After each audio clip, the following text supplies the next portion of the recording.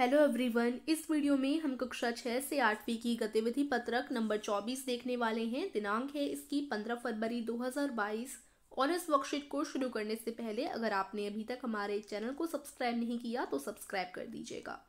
Worksheet का विषय है कैलेंडर। 2022 का कैलेंडर यहाँ आपको दिखा रखा है, जिसमें जनवरी से लेकर दिसंबर तक सारे महीने आपको देखने को मिलेंगे। देखिए, तो हम सभी को पता है कि एक साल में 12 महीने होते हैं। कैलेंडर को देखकर आप निम्नलिखित विवरण देख सकते हैं।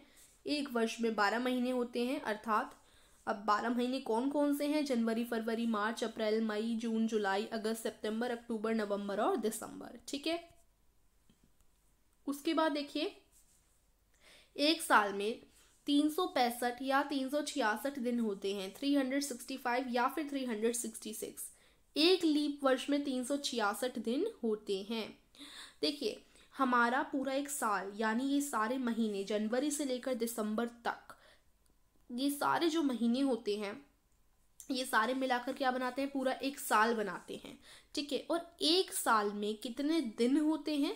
365 या 366। देखिए, 365 दिन तो हमारे नॉर्मल साल में होते हैं, लेकिन जो लीप वर्ष होता है, ठीक है, एक वर्ष में 365 दिन होंगे, लेकिन जो लीप वर्ष होता है उसमें 366 दिन होते हैं। अब हम देखते हैं कि लीप वर्ष होता क्या है। देखिए, एक साल में हमारे पास वास्तव में 365 और 1/4 दिन होते हैं। अगर हम देखें, नॉर्मली देखें तो हमारे एक साल में कितने दिन होते हैं? 365 दिन तो टोटल पूरे हो गए, बाकी 1/4 और होता है। ठीक है, 1/4 और होता है। तो वास्तव में हमारे पास एक साल में 365 के अलावा 1/4 और दिन होता है। ठीक है, तो 4 साल बाद हमारे पास 4 1/4 हैं। अब देखिए, यहाँ पर थोड़ा आपको समझने की कोशिश करनी है कि एक साल में, एक वर्ष में हमारे पास 365 और 1/4 है। ठीक है, तो अगर ऐसे 4 वर्ष होंगे, ऐसे 4 वर्ष होंगे तो हमारे पास 365, फिर एक और 365, फिर एक और 365, फिर एक और 365, 1 2 3 4 4 365 हो जाएंगे और वास्तव में 1/4 भी होगा, है ना। तो मतलब ये बोला गया है कि एक वर्ष में 365 और 1/4 हमारे दिन होते हैं। तो ऐसे 4 वर्षों में हमारे पास 4 1/4 हो जाएंगे। ठीक है, और 4 ही 365 हो जाएंगे। ये 365 और 1/4 एक साल का, फिर 2 साल हो गए तो एक और 365 और 1/4, फिर 3 साल हो गए, एक और 365 और 1/4। तो 4 साल में 4 बार 1/4 हो जाएंगे, है ना। तो यही बोला गया है यहाँ पर। एक और बार पढ़िए, यहाँ पर देखिए, तो 4 साल बाद हमारे पास 4 1/4 हैं। 4 1/4 मिलकर एक बनाते हैं। 4 बार, जैसे ये 4 1/4 है ना, अभी जो 4 1/4 हो गए 4 वर्षों में, इन चारों 1/4 को मिलाकर क्या बनेगा? एक बनेगा।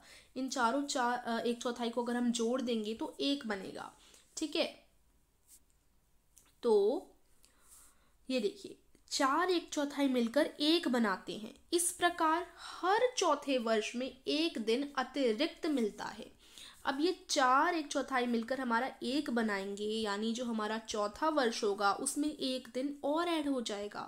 ठीक है, तो इसलिए वो जो चौथा वर्ष होता है ना, वह चौथा वर्ष लीप वर्ष कहलाता है। तभी अगर आप देखें तो नॉर्मली 365 दिन होते हैं, फिर जो चौथा साल होता है उसमें 366 हो जाते हैं। क्यों? क्योंकि 4 बार 1/4 हो जाएगा। 4 बार 1/4 यानी एक बन गया। एक बन गया तो 365 में हमने एक दिन जोड़ दिया, तो ये हमारे 366 हो गए।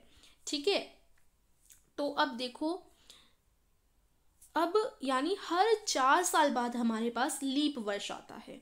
ठीक है, एक लीप वर्ष के अंतिम 2 अंक 4 से विभाज्य होते हैं।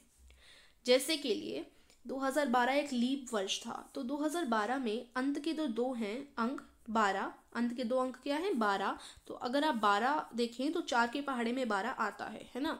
ऐसे ही देखो 16, इस 2 अंक, ये भी 2016 भी लीप वर्ष रहा है, और इसके अंत में 16 जो है, ये जो 16 है वो भी 4 से विभाज्य हम उसका दे सकते हैं, 4 से डिवाइड हो जाएगा। अब इसके अंत में 20 है, 20 भी 4 से डिवाइड हो जाएगा।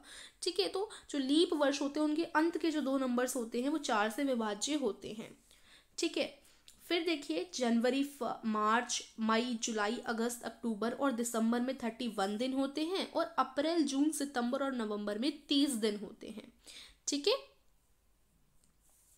फिर देखो फरवरी में 28 दिन होते हैं, एक लीप वर्ष में फरवरी में 29 दिन होते हैं। वैसे तो नॉर्मली जो हमारे नॉर्मल साल होते हैं उसमें तो फरवरी में 28 दिन रहते हैं, लेकिन जो लीप वर्ष आता है, लीप वर्ष में फरवरी में 29 दिन हो जाते हैं। एक दिन जुड़ जाता है ना, तो वो फरवरी में जुड़ जाता है एक दिन। ठीक है, फिर एक सप्ताह में 7 दिन होते हैं, जो सभी को पता है। एक हफ्ते में 7 दिन, अर्थात रविवार, सोमवार, मंगलवार, बुधवार, गुरुवार, शुक्रवार और शनिवार, Sunday, Monday, Tuesday, Wednesday, Thursday, Friday और सैटरडे। ठीक है, फिर संडे। अब यहाँ देखो कैलेंडर में आज की तारीख ढूंढें और उस पर गोला लगाएं। तो आज है हमारी 15 तारीख। ठीक है, तो हम यहाँ से जो है कैलेंडर देखिए, अभी 15 जनवरी चल रही है, तो 15 फरवरी चल रही है, तो ये फरवरी का ये महीना है। अब इसमें 15 तारीख कहाँ है, ये रही, तो ऐसे हम सर्कल कर देते हैं। ठीक है, आप क्या कीजिएगा, ये पहले आप क्वेश्चन लिखेंगे, ये जो पहला क्वेश्चन है ये वाला क्वेश्चन अपनी कॉपी में लिखेंगे, और ये फरवरी का पूरा महीना ड्रॉ कर देंगे, और जैसे मैंने सर्कल किया है ना 15 पर, वैसे सर्कल कर देंगे। ठीक है, फिर आगे देखिए कैलेंडर में अपने परिवार के सदस्य के जन्मदिन को विभिन्न आकृतियों जैसे वर्ग, त्रिभुज, वृत्त आदि से चिन्हित करें और निम्नलिखित तालिका भरें। ठीक है, आपको अब करना क्या है, जैसे आपकी मम्मी का बर्थडे आता है, मान लेते हैं 4 मई में, ऐसे ही हमने माना कि 4 मई में आता है, तो आप क्या करेंगे, आपकी मदर का बर्थडे 4 मई में आता है, तो अपने मदर के बर्थडे को आपने रेक्टेंगल से 4 मई पे सर्कल, ये गोला कर दिया एक तरीके से, मतलब आपने चिन्हित कर दिया। ऐसे ही आपके फादर का बर्थडे आता है 5 जुलाई को, तो आप क्या करेंगे, अब आपने गोला कर दिया, गोले से चिन्हित कर दिया। ठीक है, अब आपके भाई का बर्थडे आता है 7 अक्टूबर को, तो आप क्या करेंगे, इस बार गोला ना कर आप ट्राइंगल बना देंगे 7 पर। जैसे 7 अक्टूबर को मान लो आपके भाई का बर्थडे आता है, तो आप 7 अक्टूबर पे इस तरीके से ट्राइंगल बना देंगे। तो अलग अलग आकृतियों से आपको अपने परिवार वालों के बर्थडे को चिन्हित करना है। आशा करती हूँ जो मैंने आपको समझाया समझ आ गया होगा। ऐसे आपके घर में जो कैलेंडर होगा उसमें आप करेंगे। ठीक है, और अपने घर के कैलेंडर में करने के बाद इस तालिका को भरेंगे। इस तालिका में परिवार के सदस्य का नाम लिखना है। जैसे मान लीजिए मम्मी, या सबसे पहले हम लोग मान लीजिए पापा लिख देते हैं, और उनकी जन्म की तारीख हम लिख देते हैं 5 जून, ऐसे ही लिख रहे हैं हम लोग। ठीक है, आपके फादर का जब बर्थडे आता हो तो वही लिखिएगा यहाँ पर। और 5 जून आपने अपने पापा के बर्थडे को किस आकृति से चिन्हित किया है, तो गोला लगाकर। ठीक है, फिर मान लीजिए आपकी मम्मी है नेक्स्ट। ठीक है, मम्मी का बर्थडे आता है 7, हम कुछ भी लिख सकते हैं, मई में। ठीक है, तो अब 7 मई आकृति, आपने अपनी मम्मी का बर्थडे इस आकृति से चिन्हित किया है। तो इस तरीके से आप अपने फैमिली मेंबर्स के नाम लिखेंगे। फिर आपका भाई आ गया। ठीक है, भाई, उसका बर्थडे आता है 15 मार्च में। ठीक है, 15 मार्च आपने अपने भाई का बर्थडे किस आकृति से चिन्हित किया, ट्राइंगल से।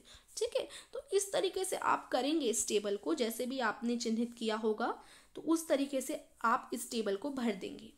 फिर है हमारा अगला प्रश्न, अपने दैनिक जीवन में आप कैलेंडर का इस्तेमाल कब और किस काम के लिए करते हैं, अपने शिक्षकों और सहपाठियों के साथ चर्चा कीजिए। तो इसका आंसर देखने से पहले देखिए 80 से 90% स्टूडेंट्स ने हमारे चैनल को सब्सक्राइब नहीं कर रखा। आप लोग बस वीडियो देख लेते हो लेकिन चैनल को सब्सक्राइब नहीं करते हो, तो प्लीज़ चैनल को सब्सक्राइब कीजिए, जिससे हमें मोटिवेशन मिल सके, हम आपके लिए ऐसे ही वीडियो लाते रहें। ठीक है, तो अब ये जो लास्ट क्वेश्चन है ना, इसका आंसर देख लेते हैं। और अगर आप स्पेस क्विज खेलना चाहते हो तो स्पेस क्विज की वीडियो मैं आपको डिस्क्रिप्शन में दे दूंगी, आप जाकर देख सकते हैं। अब हम जल्दी से कर लेते हैं अपना लास्ट क्वेश्चन। तो देखो, कैलेंडर का इस्तेमाल हम अपने दैनिक जीवन में कैलेंडर का उपयोग तारीख और त्योहारों की तिथि पता करने के लिए करते हैं। ये आप आंसर लिख सकते हो लास्ट क्वेश्चन का। सो आई होप आज की वर्कशीट आपको समझ आई होगी। तो वीडियो को लाइक करना मत भूलिए। अगर आपने चैनल को सब्सक्राइब नहीं किया तो वो भी कर दीजिएगा। मिलती हूँ आपसे अगली वीडियो में, तब तक के लिए take care and bye bye.